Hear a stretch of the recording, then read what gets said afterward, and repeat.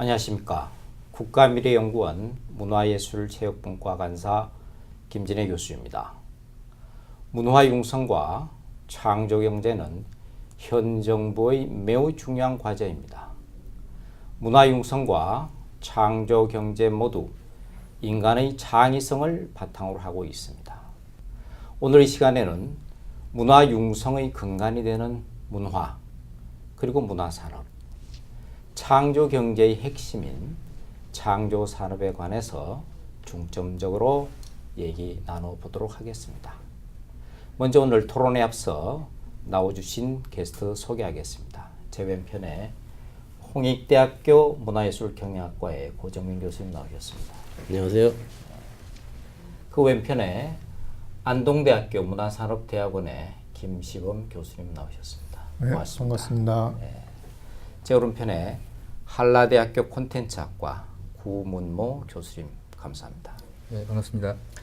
그 오른쪽에 건국대학교 문화콘텐츠학과 이병민 교수님 나오셨습니다. 안녕하십니까. 예. 창의성 말은 쉬운데 참 이게 창의적 인간을 만드는 것도 쉽지 않고 좀 어려운 문제인 것 같습니다.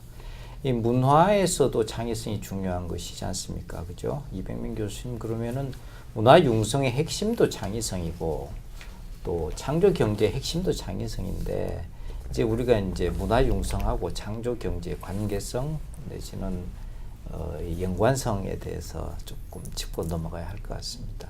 예.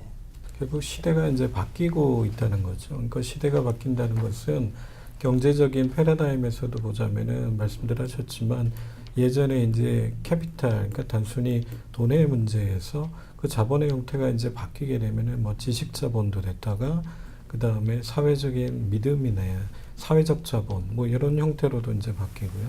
근데 이제 최근에 가장 중요한 자본은 아까 말씀하신 뭐 인적 자본, 휴먼 캐피탈이 됩니다. 그러니까 기름 한 방울 안 나는 우리나라의 입장에서 보자면은 오히려 이런 것이 이제 호기가 될 수도 있고요.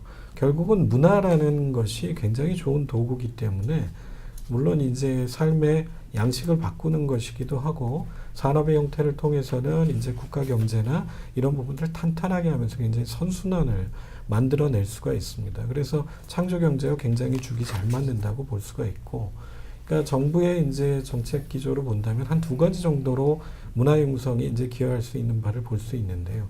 하나는 그 자체, 문화 자체가 이제 융성하는 겁니다. 그래서 그 문화라고 하는 게 아까 좁게는 이제 문화 예술도 될 수 있고, 크게는 이제 다양한 게임이라든지 애니메이션이나 뭐 다양한 캐릭터 산업까지도 포함되는 문화 산업, 그 다음에 체육, 관광, 뭐 이런 부분까지 아우르는 문화의 요소들이 이제 스스로 이제 발전하면서 국민들을 행복하게 해주고 또한 경제적으로도 풍요롭게 해주는 방면이 있고요. 또 하나는 다른 국가 전체적인 측면에서의 다른 요소들의 문화를 자극을 해서 이제 그런 부분들이 융성케 한다는 것들이죠. 그래서 예전에는 우리가 생각하지 못했던 것들, 정치 문화, 뭐 아니면 사회 문화, 그 다음에 뭐 군사 문화 같은 경우 특히 또 많이 개선이 되어야 될 거라고 믿어지는데요. 이런 부분들이 사실은 선한 영향력을 끼치면서 종합적으로 이제 전반적인 국가 그 영향력이나 가치, 경쟁력을 이렇게 한 단계 끌어올릴 수 있다라고 보여지고 있기 때문에 그런 측면에서 문화 융성이 이제 창조 경제의 시너지를 더하면서 굉장히 탄탄하게 만들어주는 접착제 같은 역할을 할 수 있다 이렇게 볼 수 있습니다. 예. 그러니까 이게 문화 산업, 문화 융성이 창조 경제에 기여한 바가 굉장히 크다 그런 말씀이죠, 그죠? 구문모 교수님 조금 더 부가해서 창조 경제와 문화 융성 관계 하실 말씀 있으신가요? 그 기본적으로 이제 이 창의성을 어떻게 국가 경제, 다시 말해서 창조 경제에 보탬이 되도록 하느냐는 문제는 사실 미국에서 2003년도에 그 국가연구 보고서라는 게 나와 있었어요. 그게 이제 세 가지가 과학기술의 창의성하고 경제적인 창의성, 문화예술 창의성 세 가지로 영역을 갖다 구분해 놨는데 거기서 얘기하는 것이 그동안의 미국의 경제 성장을 보면 과학기술하고 경제에 대한 혁신과 창의성은 충분히 활용했지만 아직 그 걷지 않은 것, 살펴보지 않은 것이 문화예술인데 문화예술은 문화산업과 어떤 경제하고 이렇게 분리됐다고 이렇게 봤었는데 이제 보니까 그 앞으로는 창의성이 중요한 창조 경제에서는 문화예술의 창의성이 상당히 중요하다. 기술이라 하더라도 거기에 사람의 어떤 얼굴이 들어가 있는, 감성이 들어가 있는 것이 바로 소비자를 선택하고 또 그거를 소비를 함으로써 사람들이 아까 이병식이 말씀하신 그 문화적인 행복감을 느끼는, 그렇기 때문에 이제 문화융성하고 창조 경제하고 이렇게 맞물리는 상황인데, 간단히 에피소드를 말씀드리면 우리 애는 이제 물을 먹는데 물을 예전부터 사 먹기로 했는데 저 같은 경우는 물을 저렴한 거를 먹습니다. 그러나 얘는 선택을 할 때 좀 컬러풀하고 이렇게 디자인된 거를 갖다 선호를 하는데 그게 약간 좀 비싸죠. 네. 저는 굉장히 불만족스럽죠. 더군다나 브랜드를 산다 그 말씀이에요. 예, 네. 또 우리 학생들을 이렇게 제가 강의 시간에 보면 핸드폰에 그 카바가 있지 않습니까? 네. 저는 카바가 항상 검은색입니다. 근데 학생들은 모두 다 달라요. 네. 자기의 어떤 개성적인 표현을 하는 거죠. 그러니까 이게 카바를 사는 것이 문화를 즐기는 것과 동시에 시장으로 보면은 그 창조 경제의 중요한 보탬이 되는 거죠. 사실 말해서 사람들이 상품 선택을 할 때 감성적인 거, 자기한테 문화적으로 어필할 수 있는 거를 갖다가 선택하는 것이 바로 요즘 세대인데 많이 차이가 나죠. 그런 의미에서 국가 정책적으로 봐서 문화융성하고 창조 경제는 잘 어울리는 정책 방향이 아닌가 이렇게 생각합니다. 예. 여하튼간에 이 정부가 문화융성하고 창조 경제는 굉장히 잘 잡은 어떤 큰 축이다 이렇게 말할 수 있겠죠. 그 해외로 좀 눈을 돌려보면은 지금 해외에서 문화산업으로 성공한 경우가 굉장히 많지 않습니까?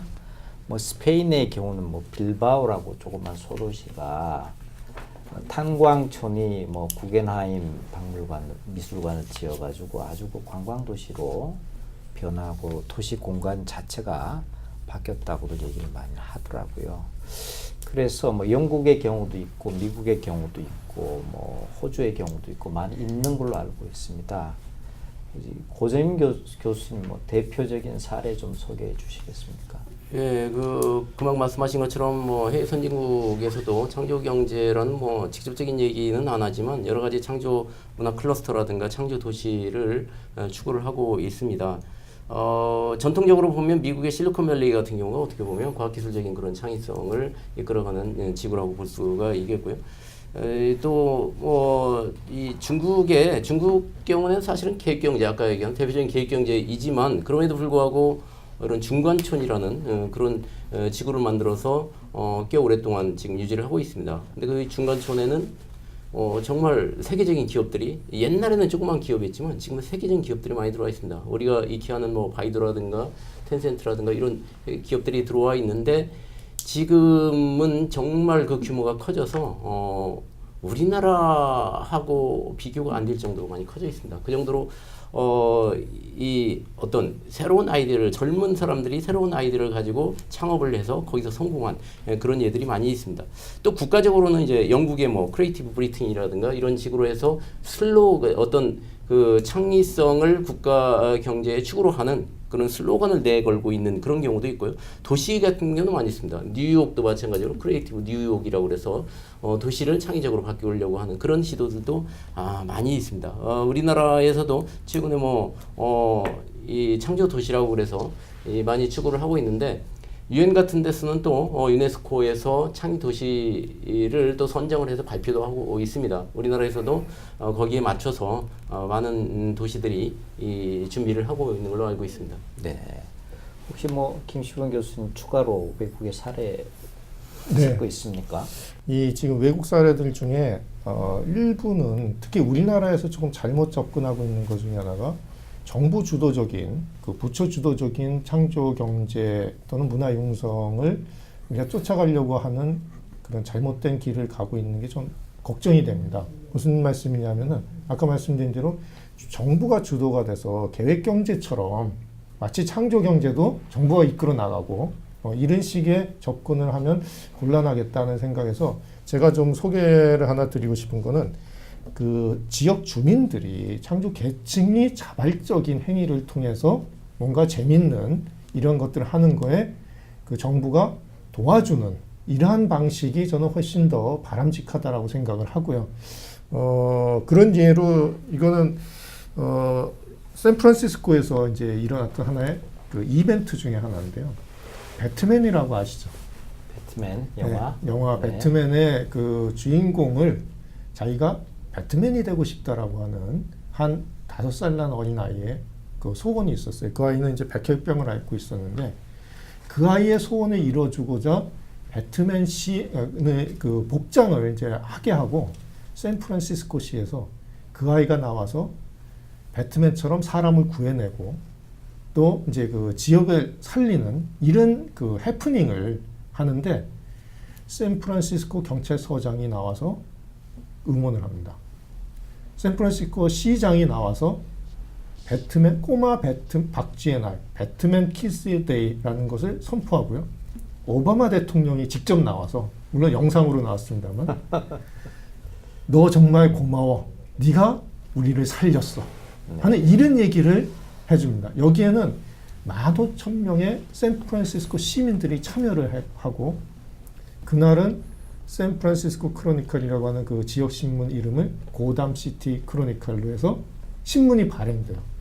그러니까 이 지역 주민들이 다 뭉치고 그 정부, 경찰서, 시, 그 국가의 그 수반까지 나서서 이렇게 그런 행사를 같이 할 수 있는 이러한 것들이 우리가 이제 창조 경제에 갈 수 있는 어떤 기존의 걸 파괴하고 새로운 걸 만들 수 있지 않을까. 근데 이것을 주관한 게 이제 메이커 위시라고 하는 재단인데요. 한국에서도 이런 일이 얼마 전에 있었어요.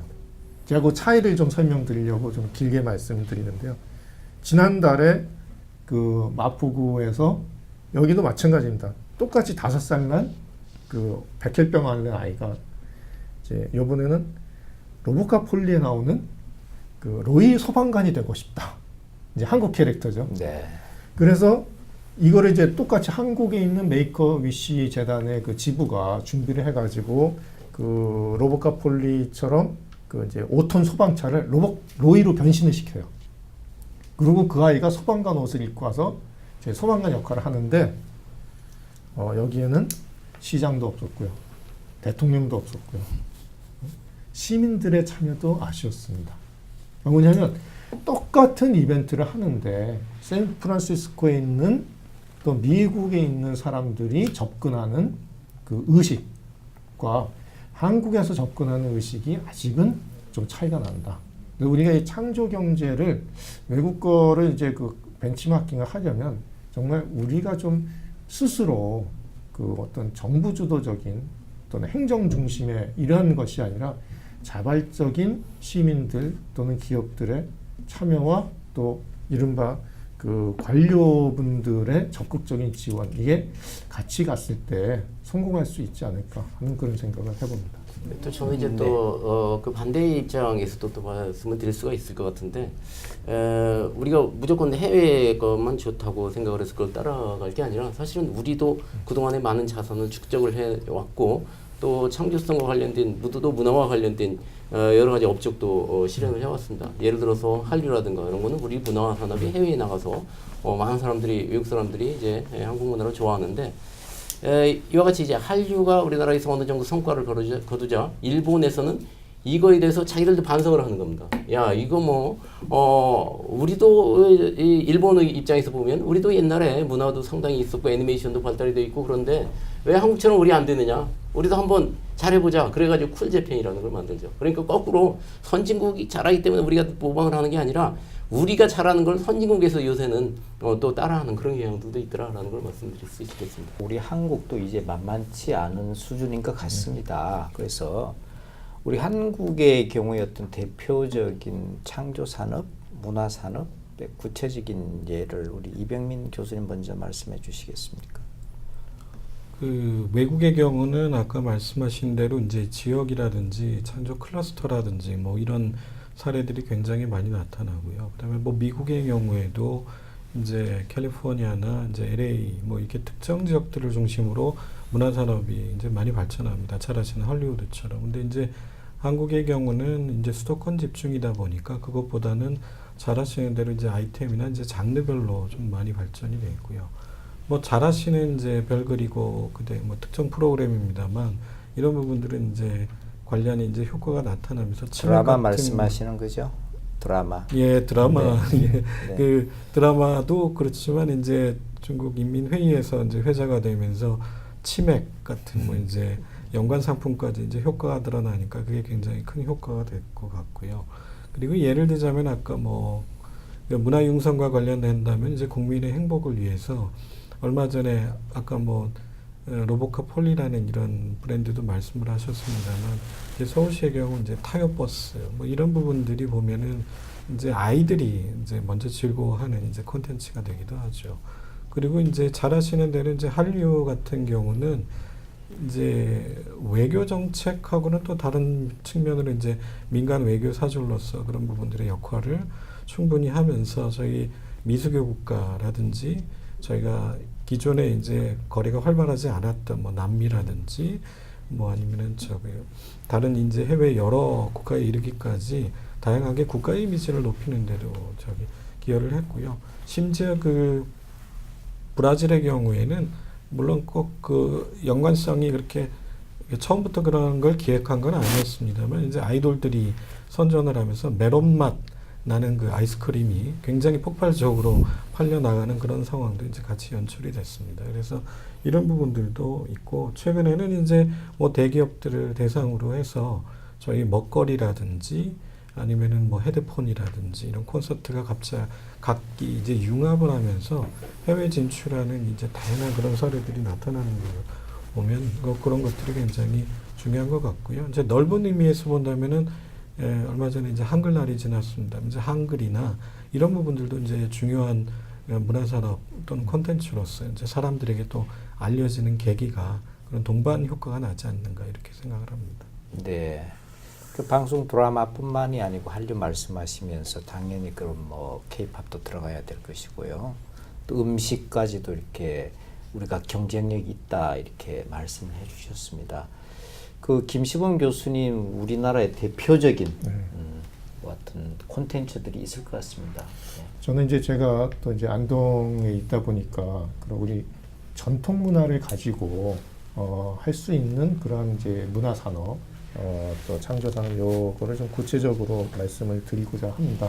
좀 전에 그 음식도 말씀을 해주셨는데 예를 들면 이제 그 우리가 갖고 있는 이제 500년, 600년이 된 고택들 이 과거에는 그냥 역사를 간직하고 있는 하나의 그 집으로만 그 있었다라면 이제는 거기서 체험을 할 수 있고 그 지역의 다양한 전통 문화들을 이해할 수 있는 그러한 그 중요한 공간으로 지금 이제 변화가 되고 있고요. 그러한 예 중에는 이제 그 지금 경상북도 영양에 가면 두들마을이라는 재영 이씨 가문들의 집성촌이 아직도 있습니다. 근데 거기는 뭘로 유명해졌냐면은 장계향이라고 하는 분이 우리나라 최초의 한글로 된 음식 조리서를 지금부터 약 400년 전에 썼어요. 그리고 지금 거기서 그 조리법대로 지금 음식을 만들어서 사람들한테 제공을 하고 있습니다. 그 과거에 있던 역사적인 사실을 그냥 내버려 두는 것이 아니라 그걸 가지고 지금 현대에 맞게끔 요리 경연대회도 하고 있고 또 거기 가서 요리를 배우기도 하고 직접 체험을 할 수도 있고 이렇게 기존에 존재하지 않았던 새로운 것들을 이제 시도를 하고 있는데요.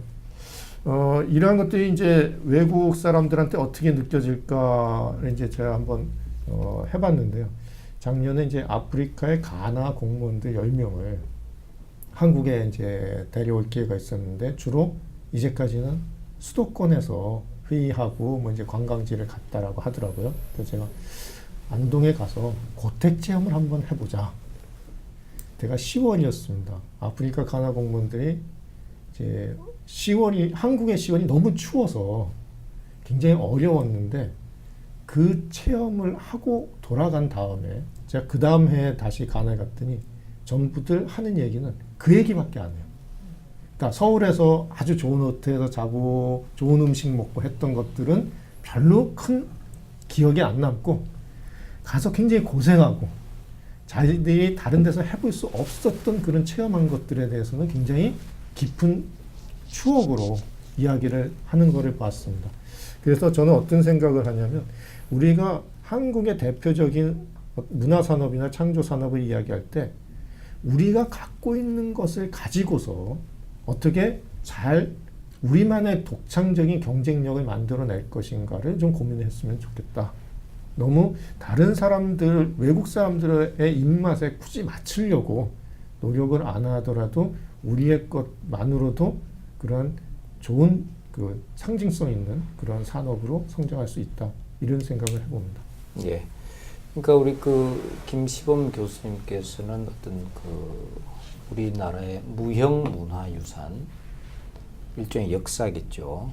역사성의 또 이야기, 스토리텔링도 가미를 하고 네. 먹거리하고 관광을 결합한다면 훌륭한 문화 산업이 될 것이다. 뭐 그런 좋은 말씀 해주신 것 같습니다. 우리나라도 뭐 이 문화 콘텐츠를 개발해서 세계인들이 따라올 만한 그런 것들이 많다고 생각이 되는데 그럼에도 불구하고 아마 세계적인 창조 기업들이 있는 것 같습니다. 예, 뭐 ICT 분야도 있을 것이고 문화 쪽으로도 있을 것이고 뭐 태양의 서커스 같은 것도 있고 뭐 구글 같은 기업도 있는 것인데 고재민 교수님 뭐 구체적인 큰 기업 하나 예를 들어주시고요. 또 이들로부터 우리가 뭘 배워야 되느냐 그런 말씀 부탁드리겠습니다. 세계적인 창조 기업이라고 그러면 저는 이제 애플과 같은 그런 기업들을 좀 꼽고 싶은데 여기에는 이제 구글이라든가 페이스북 이런 기업들도 포함이 됩니다만은 애플이라는 그 회사는 지금까지 이제 컴퓨터로 만드는 그런 회사였었는데 거기에다가 음악의 어떤 패러다임을 완전히 바꿔서 과거에 음반 업체들이 음악의 메이저였다면 지금은 이제 애플이 메이저로 바뀐 겁니다. 이와 같이 비즈니스 모델이라든가 사고 방식을 완전히 바꿔서 새로운 이 동력으로서의 산업을 이끌 뿐만이 아니라 고용도 창출하고 또 국가 경제도 기여하는 그런 기업이 될 수 있다고 보이는데 이런 기업들은 대부분 몇 가지 특징이 있는 것 같습니다. 첫 번째로는 CEO가 굉장히 중요하거든요. CEO 자체가 창의적이어야 된다는 것이죠. CEO가 먼저 그 기업의 창의적인 그 조직 문화를 만들고 또 그 종업원들로 하여금 창의적이 되게끔 교육을 하고 이끄는 그런 역할을 하는 게 바로 CEO다. 그래서 CEO의 역할이 굉장히 중요했던 것 같고 두 번째로는 이제 인재를 굉장히 중요하게 생각을 했다. 역시 이 창조 기업이라든가 문화 기업들은 사람이 하는 그런 비즈니스이기 때문에 어떻게 사람을 잘 교육을 하고 양성을 하고 하느냐 하는 게 굉장히 중요한 것 같습니다. 그래서 창의적인 인력들을 많이 채용을 하고 교육을 하고 하는 그런 역할들을 하는 게 바로 그런 창의적인 기업이었었던 것 같고 세 번째로는 환경을 잘 이용을 했다 이렇게 볼 수가 있겠습니다. 기존의 환경에서 약간의 변화된 그 환경이 왔을 때 그때 이 환경 변화를 잘 선취를 해서 거기서 어떤 모멘텀을 확보를 했다 이렇게 볼 수가 있겠습니다. 구글이라든가 페이스북도 다 마찬가지였고요. 근데 좀 안타까운 것은 사실은 그런 환경 변화를 우리가 잘 활용한 업체들도 과거에 많이 있었는데 그게 생존을 하지 못하고 이런 비즈니스 모델이 오히려 해외에 있는 기업들이 받아들여가지고 전 세계적인 기업이 되는 거 이런 것들은 좀 안타깝다고 생각을 합니다. 그러니까 결국은 그 리더의 창의성이 중요하고 창조 산업 하려면 개개인의 창의성도 중요하고 기회를 잘 포착해야 된다. 그렇게 해서 뭘 만들어내면은 어떤 그 정부에서도 지원을 해야 되는데 참 안타깝다. 뭐 그런 말씀을 해주신 것 같습니다. 또 뭐 예를 하나 더 들어봐도 되겠습니까? 예, 뭐 저도 이런 그 애플, 페이스북 이런 것들이 참 좋은 기업이라고 생각을 하고요. 거기서 우리가 좀 배워야 할 점을 저는 이제 세 가지로 좀 이제 정리를 해봤는데요. 하나가 실패를 걱정하지 않는다. 이게 우리 지금 이제 학생들이나 기업들 보면 실패에 대한 두려움이 굉장히 강한 것 같습니다. 근데 이제 우리가 이제 그 보는 그런 세계적인 창조 문화를 갖고 있는 그런 것들은 한번 실패하는 거에 대해서 한번 그럴 수도 있지. 그래서 사람들이 다른 사람들이 어떻게 생각하든 내가 하고 싶은 거 한번 해보자 하는 그런 도전 의식이 굉장히 강하다. 두 번째는 기존에 있는 어떤 틀에 얽매이지 않는다라는 거죠. 그러니까 어떤 법이나 제도 이렇게 되어 있으니까 우리 이렇게밖에 할 수 없어가 아니라 기존의 가치 체계를 넘어서는 이러한 그 의식들을 갖고 있고 마지막으로는 그 기업 우로서는 기존의 산업을 무시하거나 배척하지 않고 그들을 포용하고 간다라는 거죠. 아까 저희 이제 고 박사님도 말씀하셨지만 애플이나 이런 것들은 음원들을 갖고 있는 업체들과 협업을 하는데 오히려 그 업체들에게 도움이 되는 그러한 비즈니스 모델을 제공을 해서 그분들이 기존에 있는 산업에 있는 분들이 그 제안을 거부하지 못하게 포용할 수 있는 그러한 새로운 산업의 생태계를 만들어낸다. 그래서 저는 이 세 가지를 이제 종합적으로 새로운 가치를 창조하는 사람이다. 그래서 이제 밸류 크리에이터라고 하는 용어를 이제 쓰고 싶은데요. 이러한 밸류 크리에이터가 됐을 때 이제 세계적 기업이 결국은 되더라. 남이 만들어 놓은 밸류를, 가치를 어떻게 나는 더 열심히 잘하고자가 아니라 내가 새로운 밸류, 새로운 가치를 만들어내는 사람. 이러한 기업들을 우리는 세계적인 창조 기업, 또 문화 기업이라고 하지 않을까 생각해 봅니다. 예, 창조 기업이라는 것이 새로운 가치를 만들어낸다라는 게 좋은 말씀해 주셨는데 그 뭐 쿠팡하고 위메프라는 그런 온라인 쇼핑몰 하는 데가 있던데요. 그 조그만 기업인 줄 알았더니 연 매출이 2억이 넘는 데입니다. 그 위메프 같은 경우는 We make price, 우리가 가격을 정한다. 근데 한마디 더 덧붙여서 We make value라는 표현이 더 정확한 표현이 아니겠느냐. 그것이 창조 경제고 창조 기업이 아니겠느냐. 이런 생각을 하면서 그러면 앞으로 한국의 창조 문화 산업, 자, 해외 경우도 봤는데 어떻게 가야 되겠습니까? 어떤 방향으로 가야 될 것 같습니까? 군보 교수님 먼저 말씀해 주십시오. 예, 그 산업적인 방향에서는 우리나라가 사실 그 대중음악 같은 경우는 그야말로 국가의 지원을 잘 안 받은 그런 업종임에도 불구하고 K-팝이라는 한류를 갖다 등장시켰는데 그 중요한 요소 중에 하나는 K-팝 그 가수들이나 작곡가들이 해외의 트렌드를 갖다가 자기 스스로 자원을 끌어들여서 새로운 작품을, 새로운 장르를 개척했다는 점에서 굉장히 중요한 전략이라고 보는데 앞으로 우리나라 같은 경우는 과거에 지난 10년간 우리나라 소비자들, 문화 소비자들을 위해서 생산을 했다면 이제는 우리나라 콘텐츠가 해외에 어디에 있는지를 찾아서 그들로 하여금 어떤 즐거움을 줄 것이냐 하는 문제, 다시 말해서 글로벌 전략이라고 할 수도 있겠는데 그런 것이 필요하고 마지막 한 가지 잠깐 말씀드리면 그러면 이제 기업들이 더 잘 돼야 되는데 글로벌 전략도 필요한 하겠지만 사실 내수가 잘 안 되면은 콘텐츠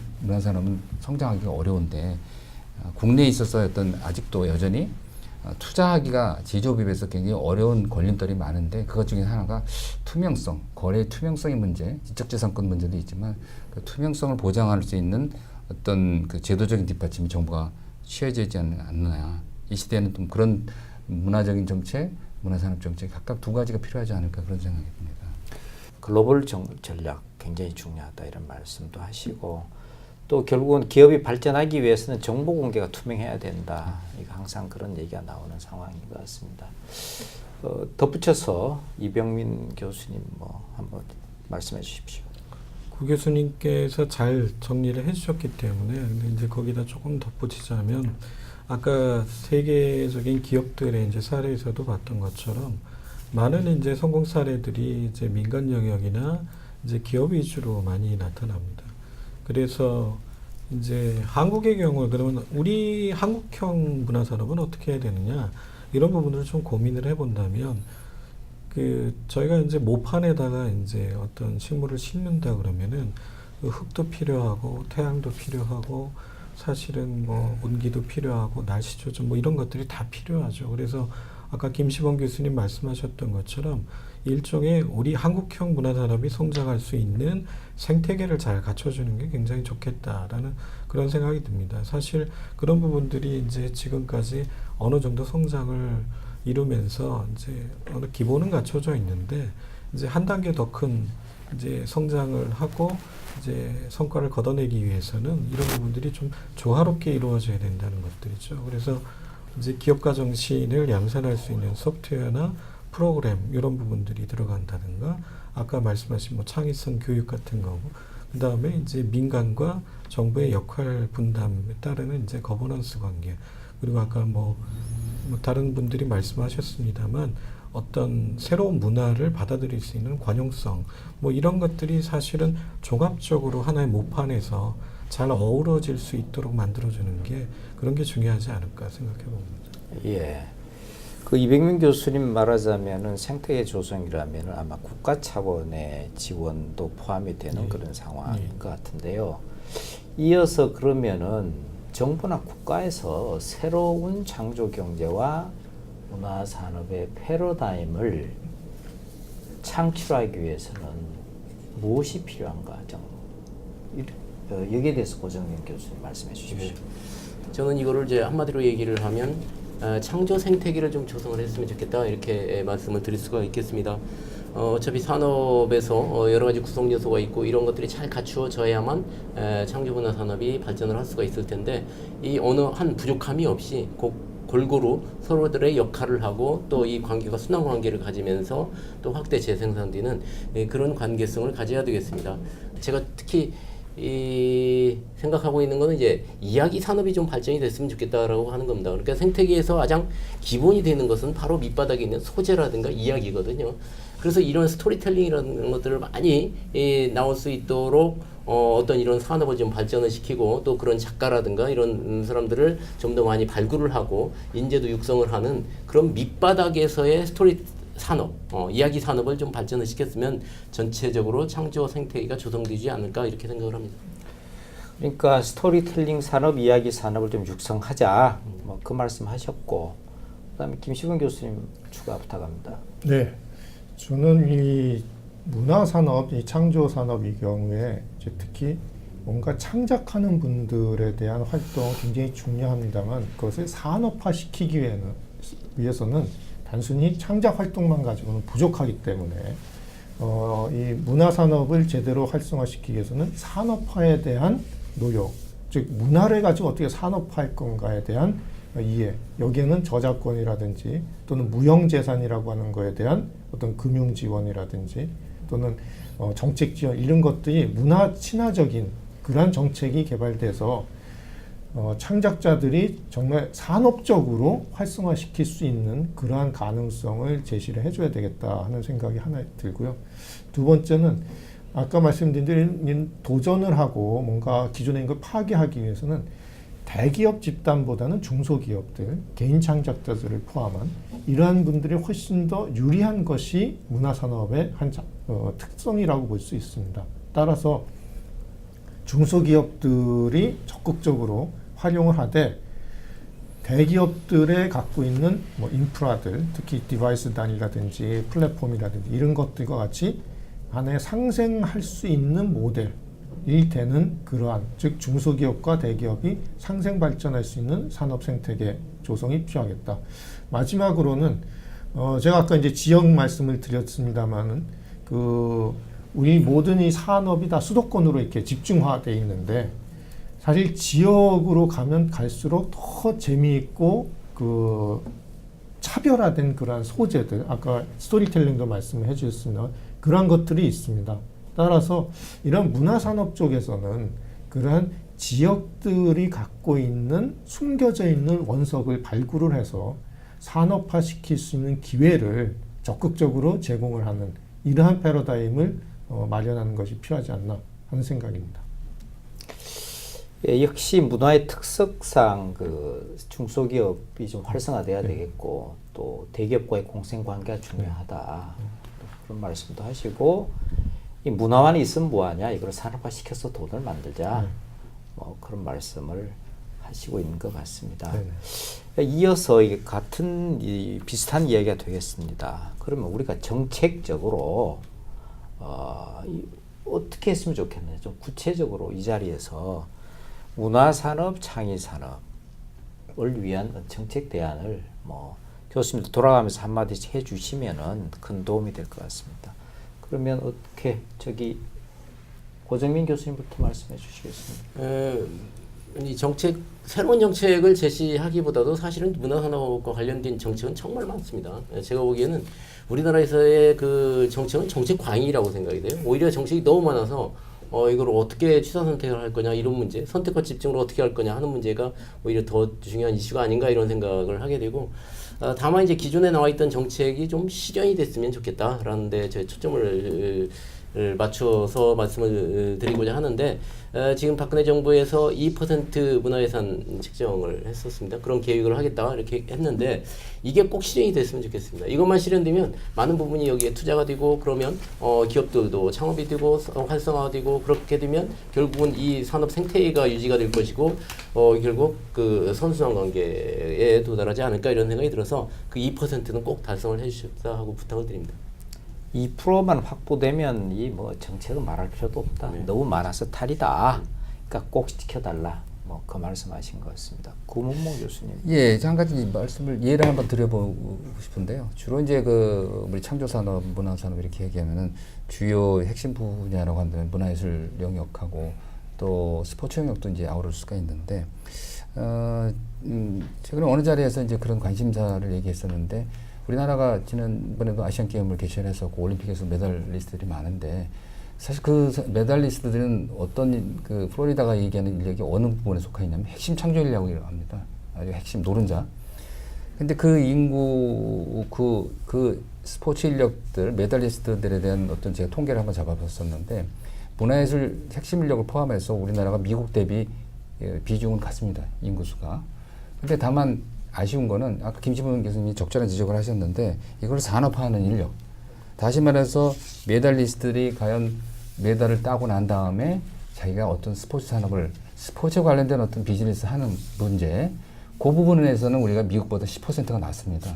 그것이 바로 이제 창조 경제가 우리가 추구하는 방향이라고 볼 수 있는데, 그래서 그런 분들, 다시 말해서 핵심 창조 인력가들이 어떻게 하면 그들이 했었던 아트나 스포츠를 은퇴하고 다시 그와 같은 비즈니스에 연결시킬 것이냐 하는 문제. 이것은 교육이 될 수도 있고, 아니면은 뭐 자금이 될 수도 있고, 이런 개발할 수 있는 인력, 그걸 플로리다는 다시 창의적 전문가라고 얘기합니다.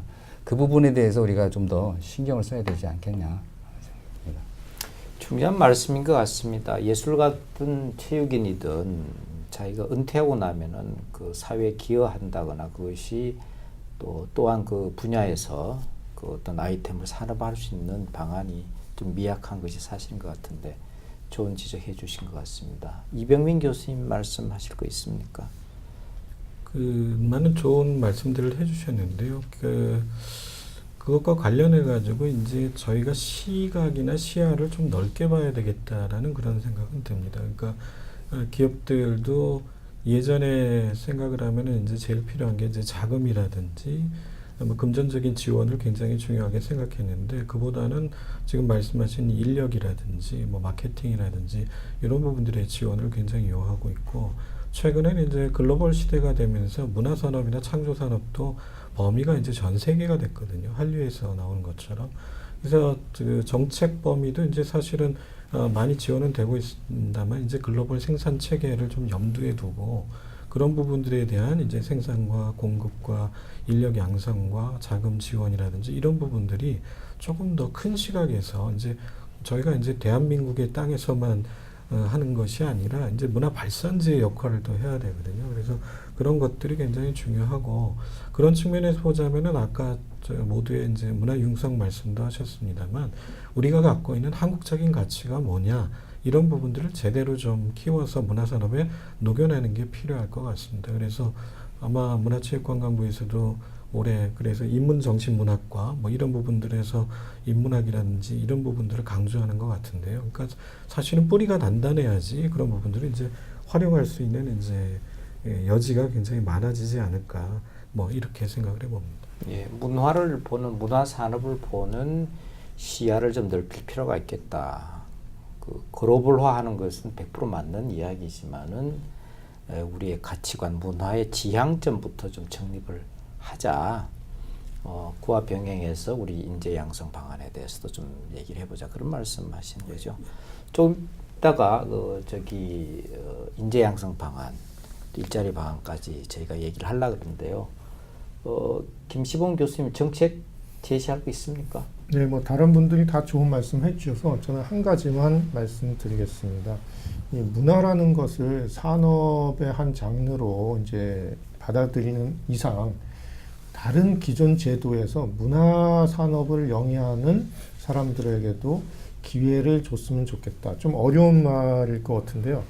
편하게 예를 들어 설명드리면 제조업 중심의 그 산업 지원 정책에서는 구체적으로 사례를 들겠습니다. 상시 고용 인력의 20% 정도를 고용함에 대해서는 인턴비를 뭐 지원을 해주는 제도가 있습니다. 그러다 보니까 5명 이상의 상시 그 고용 인력이 없으면 그 지원을 못 받습니다. 근데 아시다시피 문화 산업의 그 기업들의 95%가 5인 이하입니다. 그러니까 여기는 해당이 되질 않는 거죠. 그러나 제조업 기준으로는 인원 수가 중요했더라면 문화 산업에서는 사람 수보다는 그 아이디어, 핵심적인 그 재능이 필요한 건데 이렇게 기존의 산업의 틀을 가지고서 문화 산업 하는 쪽에는 전혀 지원이 안 되는 이러한 정책적인 문제에 대해서는 한번 고민을 해봐야 되지 않을까 하는 생각입니다. 네, 좋은 말씀 감사합니다. 그럼 결국은 문화 융성, 뭐 창조 경제 핵심이 저희가 창의성이라는 거에서는 모두가 동의를 했던 부분 아니겠습니까? 또 가장 중요한 것이 인재 양성 그런 부분인 것 같습니다. 우리가 인재 양성, 창의적인 인재 양성 이 부분은 꼭 짚고 넘어가야 할 부분 같은데요. 권모 교수님 학교에 계시지 않습니까? 한번 말씀해 주십시오. 과거 20년 전에 우리가 창의 인재 그 창의성 얘기를 했다 그러면 지금하고는 어떤 차이가 있냐면 과거에는 어떤 면에서는 인재라는 측면에서 엘리트주의 어떤 접근이었다 그러면 이 창조 경제에서는 모든 사람이 창의적이라는 기본적인 관점부터 출발을 합니다. 물론 창조 인재, 창조 엘리트들이 굉장히 필요하죠. 그에 대한 정책들은 상당히 많으니까 그는 이 자리에서 말씀드리기 뭐하고 그보다는 제가 이제 거론이 안 되는 거를 말씀드리면은 미국에서 창조 경제를 얘기했을 때 어떤 인력을 키울 것인가 하는 문제는 사실 비창조 인력에 대한 관심이 많습니다. 다시 말해서 그걸 이 비유를 말씀드리면 제가 이제 원주에 있으니까 원주에 그 어떤 시장 거리에 가보면은 이 한 층에 돈가스 집을 운영하는 영세 상점이 20개가 지금 포진돼 있습니다. 그걸 보면서 한 집 한 집 맛있긴 한데 과연 10년 이내에 과연 계속 유지될까 하는 문제. 이 서비스 인력은 사실 비창조 인력이죠. 주어진 그 틀에서만 주로 일하는 사람들인데 이 사람은 어떻게 창의적으로 바꿀 것이냐 하는 문제가 관심 있는 게 이제 미국과 캐나다의 정책이고 선진국의 정책인데 이 사람들이 창의적으로 하려고 하면 어떻게 해야 되냐. 사람을 접대할 때 어떻게 창의적으로 스토리텔링을 할 것인가.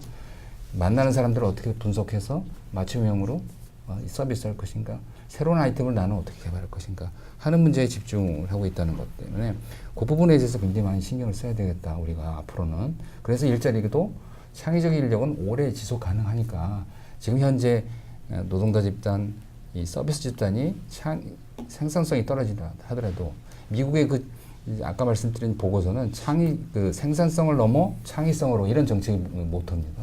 그래서 그런 분들이 창의성을 발휘해서 새로운 일자리와 행복감을 동시에 느낄 수 있는 거 하나. 두 번째로는 최근에 나타난 현상은 우리가 창조산업 정책을 하고 문화산업 정책을 타겟팅을 업종별 애니메이션, 게임 산업 이렇게 타겟팅을 하는데 최근에 나타난 현상을 보니까 거기서 길러내준 사람이 애니메이션을 예를 들면 병원에서 일을 하고 있다. 또 미술을 가르쳤더니 또 병원에서 서비스를 하고 있다. 이런 일들이 많이 늘어난다는 거죠. 새로운 일자리죠. 이런 부분에 대한 정책적인 굉장히 진화적인 어떤 컨셉인데 그런 부분에서 일자리를 창출하는 것이 앞으로는 우리가 잠재적인 성장을 더 발휘할 때는 그 부분에 대해서 신경을 많이 써야 되지 않을까 그런 생각이 듭니다. 오히려 비창의적 인력을 어떻게 교육시킬 것인가 네. 그런 쪽에 이 포커싱을 좀 할 필요가 있다. 그렇게 말씀하시는 거죠. 네. 예. 근데 우리 교수님 말씀드리니까 이런 생각이 드네요. 우리 2002년 월드컵에서 4강에 진출하지 않았습니까? 히딩크시나 얘기하는데 그 스타 플레이어보다도 올 라운드 플레이를 할 수 있게끔 다 해라. 그것이 그 비창의적인 사람을 창의적으로 만드는 개념하고 비슷합니까? 어떻습니까? 김지혜 교수님 그 all around player라고 말씀하셨는데요. 그래서 저는 이 산업적으로 필요한 창의적 인재라는 것은 특히 이제 일자리를 이제 갖기 위해서는 융합 복합적인 지식과 경험을 가진 전문가로 성장해야 된다라고 말씀을 드리고 싶습니다. 우리가 이제 예를 들어서 캐릭터를 가지고 만화를 만들고 만화를 갖고 애니메이션을 만들고 애니메이션이 뮤지컬이 되고 이러한 흔히 얘기하는 원소스 멀티유즈라고 하는 것이 문화산업의 굉장히 장점 중에 하나라고 할 때 각 산업에 이해가 없는 사람이 하면 그 사업은 이루어질 수가 없다라는 거죠. 아까 히딩크 말씀하신 것처럼 수비하는 사람과 공격하는 사람과 미드필더가 서로의 역할에 대한 충분한 이해가 있을 때 그 팀워크가 잘 이루어지는 것처럼 각 산업 장르들에 대한 융합적인 이해를 가진 사람. 또 하나는 산업이라고 할 때는 아까도 말씀드렸지만 창작뿐만이 아니라 법률, 금융, 행정, 어떤 마케팅 이런 부분들에 대한 이해가 없이 이걸 산업으로 접근하기는 어렵기 때문에 특히 요즘 이제 그 대학에서 공부하는 분들이 산업계로 일자리를 얻고자 한다라면 여러 장르에 대한 이해를 갖고 각 기능별로 그 지식과 경험을 쌓아야 이 문화산업에서 창조적인 인재가 될 수 있다 하는 이런 말씀을 드리고 싶습니다. 예, 이병민 교수님 추가로 말씀해 주시겠습니까? 이제 근본적으로 보게 되면은 그 문화산업이나 창조산업이 갖는 특성 중에 하나가 이제 프로젝트성 인력이라는 특징이 있습니다. 물론 게임이라든지 일부 장르에서는 이제 기업 단위로 이런 부분들이 이루어지지만 인간의 창의성을 바탕으로 하고 있기 때문에 하나의 이제 프로젝트가 끝나면은 이제 그게 완결되고 다음 프로젝트를 찾아야 되고 이런 부분들이 있거든요. 그러니까 그런 부분들이 이제 시장에서 이제 완결성을 갖지 못할 때는 이제 정부나 이런 데서 프로젝트를 지속할 수 있는 모판을 만들어 준다든가 아니면은 이제 직업 경로, 커리어 패스라든지 이런 부분들을 좀 도와주는 작업들이 굉장히 좀 많이 필요한 것 같고요. 그 다음에 두 번째는 이제 고 교수님 말씀하셨던 것처럼 사실은 미국이나 많은 사례에서 보게 되면은 일자리가 한 두 가지로 나눠 나타납니다. 그러니까 기존에 있었던 이제 전통적인 제조업 기반 일자리를 대체하는 경우, 그 다음에 신규 일자리가 나타나는 경우들이 있습니다. 그래서 그런 경우들은 이제 재교육을 한다든가 아니면 연관 산업으로 이제 파급 효과를 노려서 그런 부분들을 좀 확대하는 방안이 있겠죠. 실제로 저희가 페이스북이나 이제 세계적인 그 기업들을 보게 되면 페이스북 본사에 있는 인력이 예를 들어서 한 10,000명 된다 그러면은 페이스북과 관련된 다른 부가적인 앱 개발되는 그런 회사 직원들이 한 8배에서 9배 이상이 된다고 합니다. 그러니까 하나의 콘텐츠가 나타나게 되면 그런 부분들이 자꾸 이제 부가가치를 창출하면서 파생 효과를 낸다는 거죠. 그래서 그런 부분들은 얼마든지 이제 지역이나 이런 데서 클러스터 정리학을 통해서도 이제 나올 수가 있다라고 생각을 하고요. 그리고 일자리 창출에 있어서 조금 걸림돌이 된다면은 이제 많은 대학이나 이제 학교와 이제 현장 간의 수요와 공급 간의 이제 미스매칭이 발생하는 경우가 있습니다. 실제로 최근에 이제 문화 콘텐츠를 포함해서 문화예술산업학과를 포함하면은 전국에 1,000개가 넘는 학과가 있다고 이제 알려지고 있습니다. 근데 이제 1년에 거기서 배출되는 인력들이 어마어마한데 이거를 시장에서 다 감당하기가 어렵거든요. 그래서 아까 구 교수님 말씀하신 대로 그런 부분들이 새로운 연관 일자리로 나가도록 이제 터널을 좀 만들어주고 해외로도 나갈 수 있도록 만들어주고 그런 부분들에 이제 걸림돌이 있다면 제거를 해주는 그런 부분들이 이제 정책적으로 되면은 아마도 좀 먼 이제 눈으로 저희가 본다면 장기적으로 그런 부분들을 일자리를 충분히 확보할 수 있지 않을까 이렇게 생각합니다. 전국적으로 1,000개가 넘는 예술 관련 학과가 있다 그러는데 그것은 젊은 학생들이 이 창의적인 일자리나 문화 쪽에 관심이 많다는 이야기 아니겠습니까? 결국은 이 학생들이 사회에 진출해서 해야 될 일자리가 굉장히 중요한 것 같습니다. 저는 이제 이 창조 경제 시대 때는 인력이 T자형 인력이 되어야 된다고 생각을 합니다. 전문 분야도 있고 또 올라온 여러 가지 분야도 동시에 섭립을 할 수 있는 그런 인간이 돼야 되는데 아까 그 축구에서 얘기를 하면 자기의 포지션을 일단 가지고 있으면서 또 창의적인 그 축구를 할 수 있도록 올라오는 다른 어떤 T자형의 어떤 능력들을 가지고 있다면 얼마든지 응용 가능하고 일자리도 창출이 될 거라고 생각이 됩니다. 일자리를 창출을 할 때 유의해야 될 점은 저는 이렇게 봅니다. 이게 성장을 통해서 이 산업이 성장을 통해서 그 산업이 발전을 하고 규모가 커지면서 일자리가 흡수가 돼야 되지 억지로 일자리를 만들면 이건 언젠가 사라지게 돼 있습니다. 그러니까 인위적으로 일자리를 창출하지 말고 산업을 성장시켜라. 저는 거기에 관점을 가지고 있습니다. 그래서 이제 산업을 성장을 시키게 되는 새로운 시장을 개척을 해야 되는데 우리나라 지금 문화산업에서 새로운 시장을 개척을 하려면 글로벌 시장도 나가야 되겠고 그다음에 스마트와 관련된 여러 가지 그 새로운 일자리들이 많이 나타나고 있습니다. 이런 쪽에서 융합도 필요하겠고 또 이제 관광이라든가 의료 쪽이라든가 이런 쪽과 관련된 여러 가지 산업들이 문화와 엮어서 창출이 될 수 있다고 생각을 합니다. 그런 관점에서 보면 이 일자리 창출은 인위적으로 만들어야 되는 게 아니고 수요가 있는 곳에 일자리를 만들고 성장을 통해서 일자리를 창출해야 된다 이렇게 말씀을 드릴 수 있겠습니다. 예, 고맙습니다. 성장을 통해서 우리가 일자리를 좀 만들어 보자. T자형 융복합형 인간 교육을 하면 창의적 인재가 나올 수 있다. 이렇게 요약이 되겠습니까? 네. 자, 오늘 문화 융성과 창조 경제에 대해서 전문가 4분 모시고 얘기 나누었습니다. 대단히 감사합니다.